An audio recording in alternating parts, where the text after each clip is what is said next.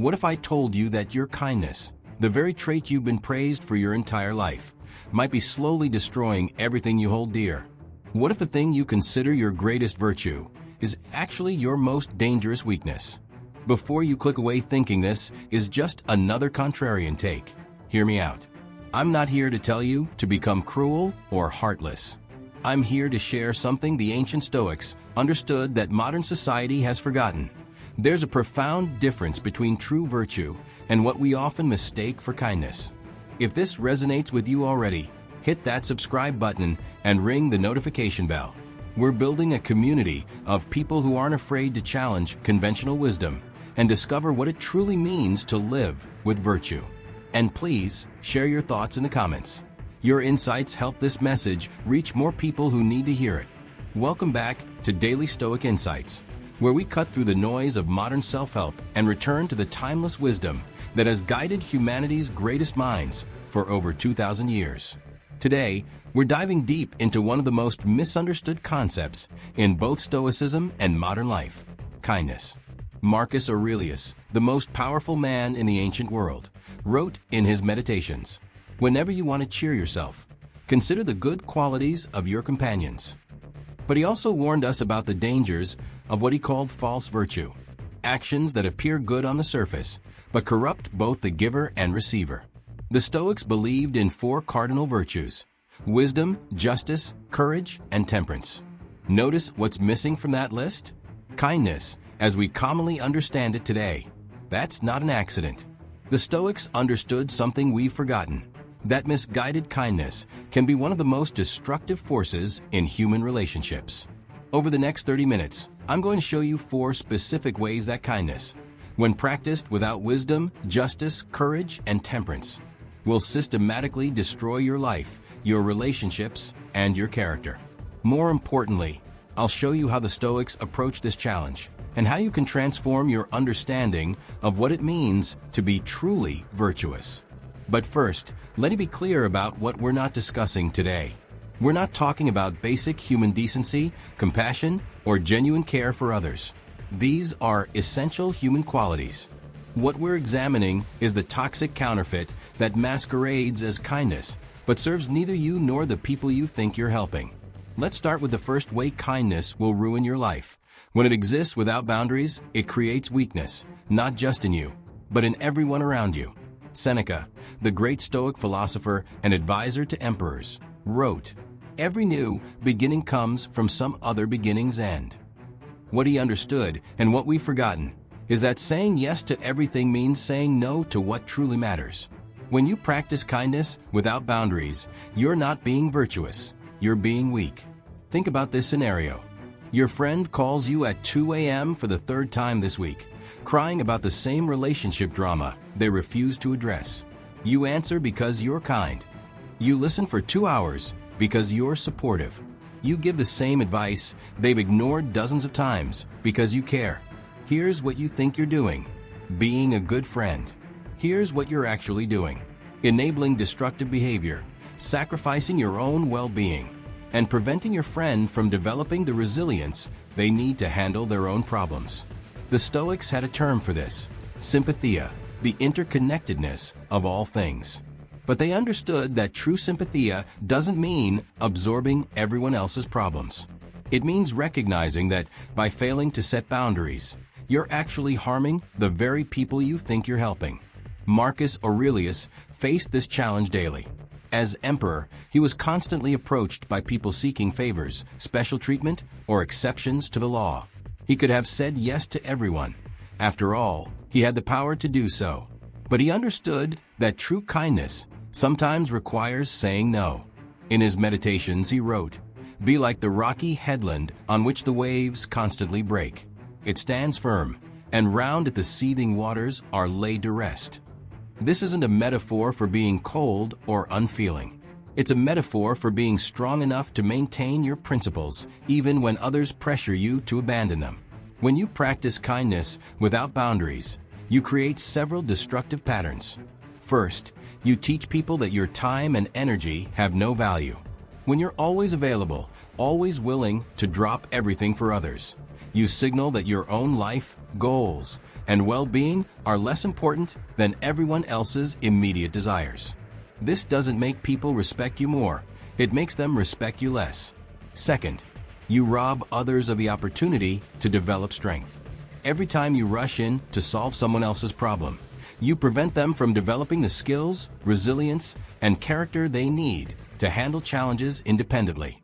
You think you're being helpful, but you're actually being harmful. Third, you create resentment, both in yourself and others. When you constantly sacrifice your own needs for others, you inevitably begin to feel resentful. And when people become dependent on your boundaryless kindness, they begin to resent you for not being available 24/7. Epictetus, who spent years as a slave before becoming one of history's greatest philosophers, understood this better than anyone. He taught, "No one can hurt you without your permission." This applies directly to boundaryless kindness. Every time you say yes when you should say no, you're giving others permission to hurt you. But here's the deeper truth the Stoics understood. Boundaries aren't walls that keep people out. They're foundations that allow genuine relationships to flourish. When you have clear boundaries, people know where they stand with you. They know what you will and won't accept. This creates safety, not distance. The Stoic solution isn't to become selfish or uncaring. It's to practice what they call preferred indifference, recognizing that while helping others is generally good, it's not good in every situation, at every time, or in every way. Sometimes the most loving thing you can do is refuse to enable someone's destructive patterns. True kindness requires courage, the courage to disappoint people in the short term for their long-term benefit. It requires wisdom, the ability to distinguish between helping and enabling. And it requires justice, ensuring that your actions serve the greater good, not just immediate emotional relief. The second way kindness will ruin your life is perhaps the most insidious. False kindness breeds resentment and manipulation, turning you into both a victim and an unwitting accomplice in toxic dynamics. Seneca observed something profound about human nature. Nothing is ours except time. Yet people who practice false kindness consistently give away their most precious resource, their time and energy, not out of genuine care, but out of fear, guilt, or a desperate need for approval. False kindness isn't kindness at all. It's a transaction disguised as virtue. You give what others want, hoping to receive approval, love, or simply to avoid conflict. But here's what the Stoics understood that modern people-pleasers don't. When your kindness comes from fear rather than virtue, it creates the very problems you're trying to avoid. Let me paint you a picture of what false kindness looks like in practice. You have a colleague who consistently asks you to cover their shifts, help with their projects, or take on their responsibilities. You say yes every time because you want to be seen as helpful and reliable. But inside, you're keeping score. You're building a mental ledger of all the favors you've done, expecting reciprocation that never comes. Meanwhile, your colleague has learned that you're an easy target. They don't see your kindness as generosity. They see it as weakness. They begin to expect your help, then demand it, then resent you when you finally try to set boundaries. This is the toxic cycle that false kindness creates. The Stoics called this passion, not in the romantic sense, but in the philosophical sense of being driven by emotions rather than reason. When your kindness comes from passion rather than virtue, it corrupts everything it touches. Marcus Aurelius wrote, "How much trouble he avoids who does not look to see what his neighbor says or does, but only to what he does himself." This isn't advocating for selfishness, it's advocating for authenticity. When you focus on being genuinely virtuous rather than appearing kind, you avoid the trap of false kindness. False kindness breeds resentment in 3 specific ways. First, it creates unrealistic expectations. When you consistently say yes to unreasonable requests, people begin to expect that level of accommodation as normal. When you finally try to set boundaries, they don't see it as you taking care of yourself. They see it as you being selfish or changing the rules of the relationship. Second, it attracts manipulative people. Manipulators have a sixth sense for people who practice false kindness. They can spot someone who will sacrifice their own well-being to avoid conflict from a mile away. Your false kindness becomes a beacon that draws exactly the wrong kind of people into your life. Third, it corrupts your own character. When you consistently act against your own best interests out of fear or guilt, you begin to lose respect for yourself. This self-resentment then gets projected onto others. You begin to see everyone as taking advantage of you, even when they're not. Epictetus taught his students, wealth consists in not having great possessions, but in having few wants. The same principle applies to relationships. Emotional wealth consists not in having everyone like you, but in having authentic connections with people who respect your boundaries. The manipulation aspect of false kindness is particularly destructive because it operates on both sides of the relationship. You manipulate others by using kindness to control their opinion of you, and they manipulate you by exploiting your need for approval. Consider this scenario. You have a friend who only contacts you when they need something, money, emotional support, or help with a problem. Every time they call, you drop everything to help because you don't want to seem uncaring. But you never hear from them when they're doing well or when you might need support. This isn't friendship. It's a one-sided transaction where your false kindness enables their selfishness. The Stoics would call this a violation of justice, one of their 4 cardinal virtues. True justice requires reciprocity and mutual respect, not one-sided sacrifice. But here's the deeper issue. By consistently enabling this dynamic, you're not just harming yourself, you're harming them. You're teaching them that relationships are transactional, that they can take without giving, and that your needs don't matter. This corrupts their character just as much as it corrupts yours. Seneca wrote, "The willing, destiny guides them. The unwilling, destiny drags them." When you practice false kindness, you're being dragged by your fears and insecurities rather than being guided by virtue. You're not choosing to be kind. You're being compelled by forces you don't understand or control. The Stoic solution is to practice what they call prosoke, mindful attention to your motivations. Before you say yes to any request, ask yourself, am I doing this out of genuine care and virtue? Or am I doing this out of fear, guilt, or a need for approval? True kindness comes from strength, not weakness. It comes from choice, not compulsion. And it serves the highest good of all involved, not just the immediate emotional needs of one person. The third way kindness will ruin your life strikes at the heart of what makes us human, our need for genuine connection. Excessive kindness doesn't create closer relationships. It destroys the possibility of authentic intimacy altogether. This might be the hardest truth for kind-hearted people to accept, but the Stoics understood something about human nature that we've forgotten. People don't bond with perfect beings. They bond with real ones. Marcus Aurelius, despite being the most powerful man in the world, wrote extensively about his own flaws, struggles, and failures in his personal journal. He didn't do this out of self-hatred, but out of a deep understanding that authenticity, not perfection, is the foundation of meaningful relationships. When you practice excessive kindness, you present a false version of yourself to the world. You become what psychologists call a people pleaser, someone who has sacrificed their authentic self on the altar of universal approval. But here's the cruel irony. The very people you're trying so hard to please can sense your inauthenticity, and it makes them trust you less, not more. Think about the people in your life whom you respect most. Are they the ones who never disagree with you, never challenge you, never show any negative emotions? Or are they the ones who are genuinely themselves, flawed, complex, sometimes difficult, but always real? Excessive kindness creates what the Stoics would call a false persona, a mask you wear to hide your true thoughts, feelings, and needs. But relationships can't exist between masks. They can only exist between real people. Here's how excessive kindness destroys authentic relationships. First, it prevents genuine intimacy. Intimacy requires vulnerability, and vulnerability requires showing your true self, including your limitations, boundaries, and occasional negative emotions. When you're excessively kind, you never allow others to see who you really are. They fall in love with your mask, not your authentic self. Second, It creates one-sided relationships. When you're always giving, always accommodating, always putting others first, you train people to see you as a resource rather than a person. They learn to come to you when they need something, but they never learn to give back because you never ask for anything.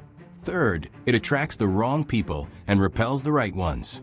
Healthy, emotionally mature people want reciprocal relationships. They want to give as much as they receive. When you're excessively kind, you make it impossible for healthy people to have a balanced relationship with you. Meanwhile, you attract people who are happy to take without giving. Seneca wrote about this phenomenon in his letters to Lucilius. Nothing is ours except time. This alone, fleeting and slippery as it is, has been given to us, and anyone who wishes can deprive us of it. When you give your time and energy excessively to others, you're not just depriving yourself, you're depriving them of the opportunity to know and love the real you. The Stoics practiced what they called sympathia, the recognition that we're all connected. But they understood that true connection requires honesty, not just niceness. When you're excessively kind, you're being dishonest about your own needs, feelings, and limitations. Consider this. Have you ever had a friend who was always positive, always agreeable, always willing to do whatever you wanted? How did that make you feel? If you're honest, it probably made you feel uncomfortable. You might have found yourself wondering what they really thought, what they really wanted, or whether they actually liked you or just wanted to avoid conflict. This discomfort isn't accidental. It's your intuition recognizing that something is off. Humans are wired to detect authenticity, and excessive kindness triggers our internal alarm systems because it feels manipulative, even when it's well-intentioned. Epictetus taught, "Don't explain your philosophy, embody it." When you practice excessive kindness, you're not embodying virtue, you're embodying fear. You're showing the world that you don't believe your authentic self is worthy of love and acceptance. But here's what the Stoics understood that changes everything. People don't need you to be perfect. They need you to be real. They need you to have boundaries so they know where they stand with you. They need you to have opinions so they can engage with your mind.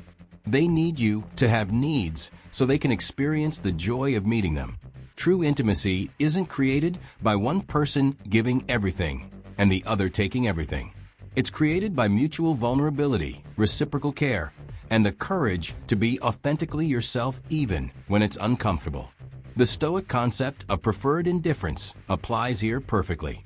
While being liked is generally preferable to being disliked, it's not the highest good. The highest good is living according to virtue, which includes the virtue of honesty about who you are and what you need. When you practice excessive kindness, you rob others of the opportunity to truly know you, to genuinely care for you, and to experience the deep satisfaction that comes from mutual love and respect.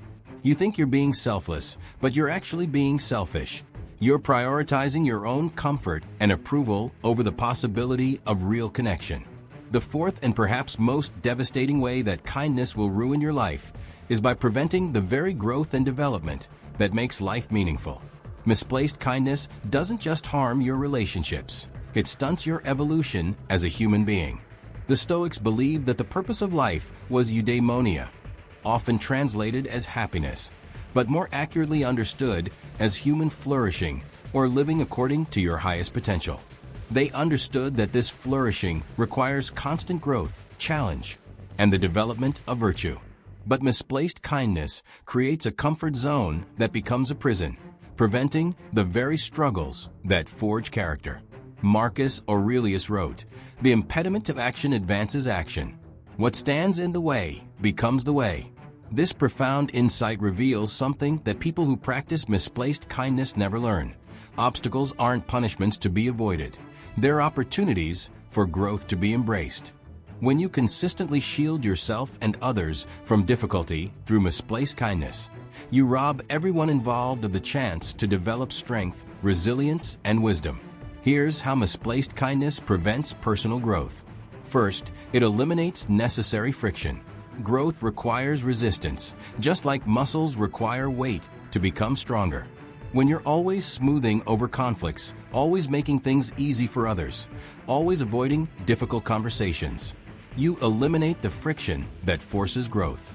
You think you're being helpful, but you're actually being harmful. Second, it prevents you from developing crucial life skills. When you always say yes to avoid conflict, you never learn how to negotiate, set boundaries, or stand up for yourself. When you always rescue others from their problems, you never learn the difference between helping and enabling. These skills aren't optional. They're essential for a fulfilling life. Third, it keeps you trapped in patterns that don't serve you. Misplaced kindness often comes from deep-seated fears. Fear of rejection, fear of conflict, fear of being seen as selfish. But when you consistently act from these fears, you reinforce them. You never learn that you can survive disapproval, handle conflict, or prioritize your own needs without the world ending. Seneca understood this deeply. He wrote, "Every new beginning comes from some other beginning's end." Personal growth requires ending old patterns, old beliefs, and old ways of being.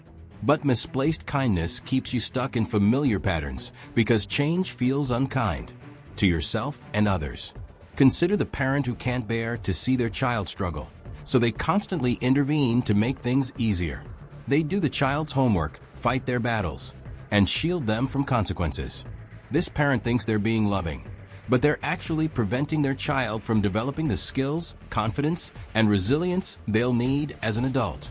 The same dynamic plays out in adult relationships. When you consistently rescue your friends from their poor decisions, enable your partner's destructive habits, or avoid difficult conversations to keep the peace, you're not being kind. You're being cowardly. And that cowardice prevents everyone involved from growing.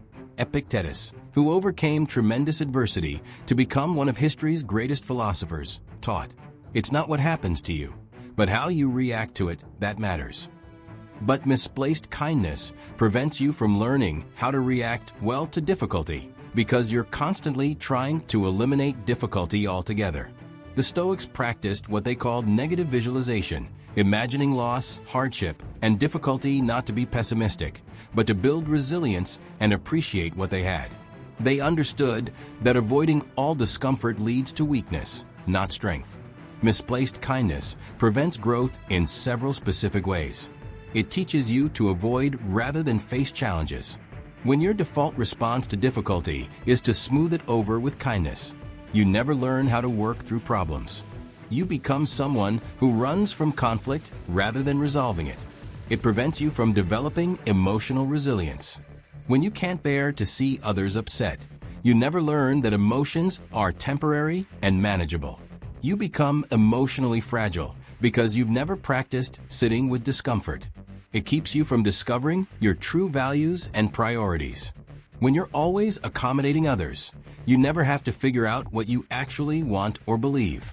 You become a mirror reflecting everyone else's desires rather than a person with your own authentic direction. It prevents you from learning your own strength.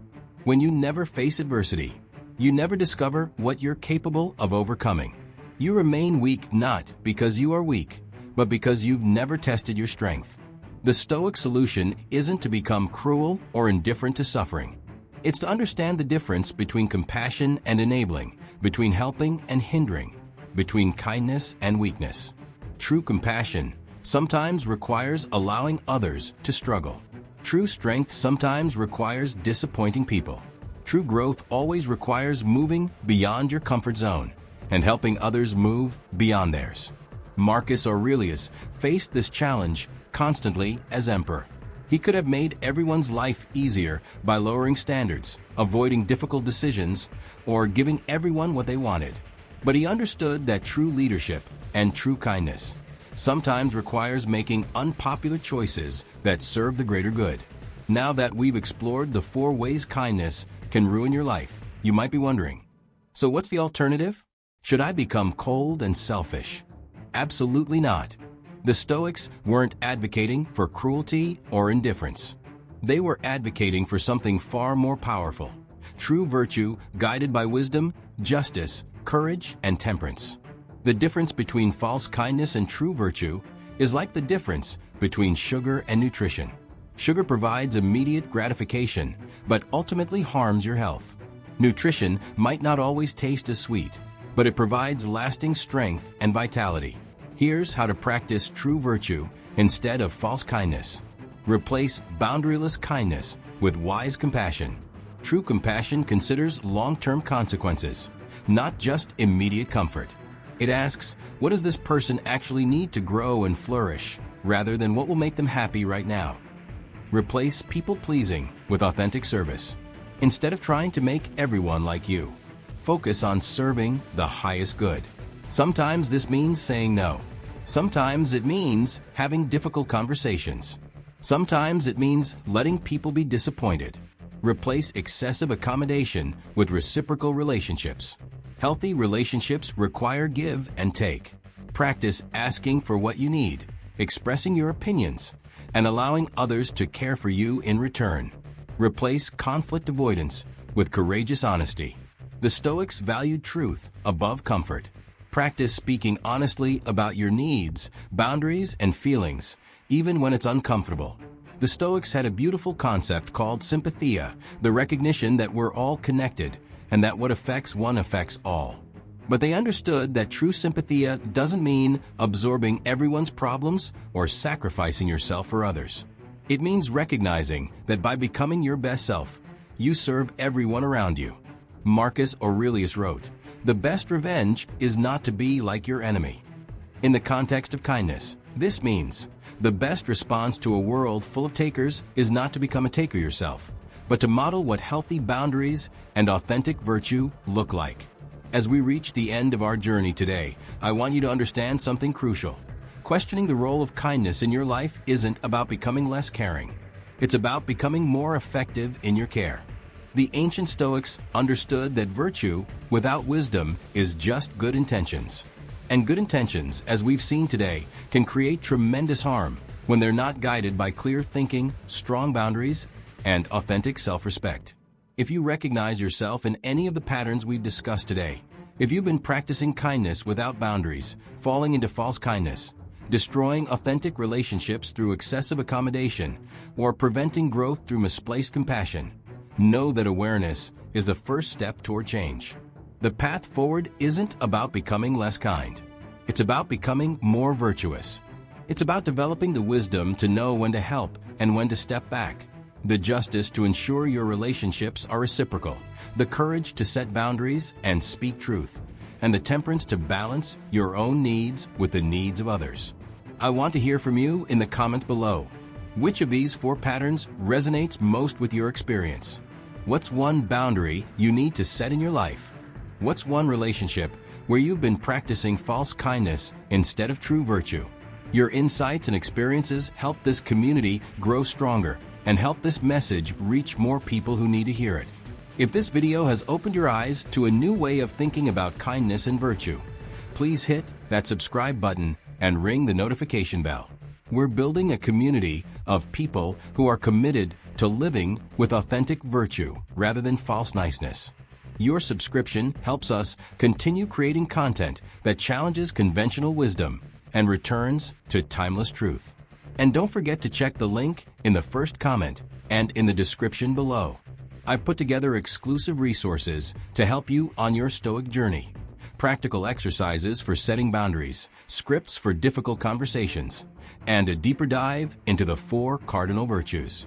These tools will help you transform your understanding of kindness from a weakness into a strength. Remember, the goal isn't to become perfect overnight. The goal is to become more aware, more intentional, and more aligned with true virtue. As Marcus Aurelius reminds us, confine yourself to the present.